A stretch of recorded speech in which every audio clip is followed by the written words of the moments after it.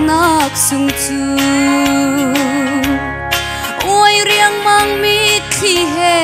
vang mi rel chok lo ni dẫu man na riang thuan tu tampi kan ati an thau khâu lo tu tlau kol tu ding chu ka tu na o ka thei an ni zong ni ko o an thei ve lai ati tu khal tha ji su ni betak thong tha chung a ti le tharau shin ni van mi na kin kan sung thi sen kan mi kan si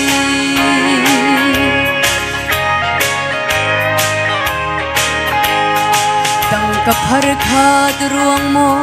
merem thiam lo wang bo tu pakhat lau siang lo kan tharau zon ruat in tu som kwa le pakwa kal ta griang ma na in kalvari vai lam tiang in a kan ko katun ha o ka thei an ni zong ni ko o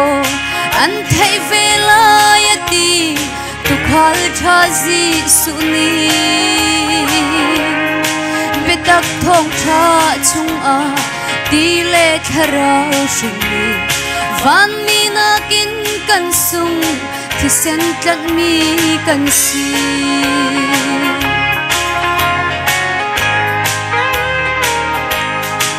vlei nok na kol in sual par tlan in hoi do zai chan da kan klau lai kir chan sa chang lo mo ka fado ti in akan ham ji su ni fa patlaw bang pasin kir chang usi katun ha o ka thei an ni zong ni ko o an thei ve lai ati tu khal tha ji su ni betak thong tha chung a ti le tharau shin ni van mi na kin kan sung thi sen kan mi kan si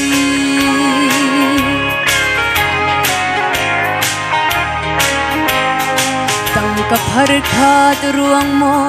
merem thiam lo wang bo tu pakhat lau siang lo kan tharau zon ruat in tu som kwa le pakwa kal ta kriang mang ha in kalvari vai lam tiang in a kan ko katun ha o ka thei an ni zong ni ko o an thei ve lai ati tu khal tha ji su ni betak thong tha chung a ti le tharau shin ni van mi na kin kan sung thi sen tlat mi kan si van mi na kin kan sung thi sen chok mi kan si boy pane supana sau di se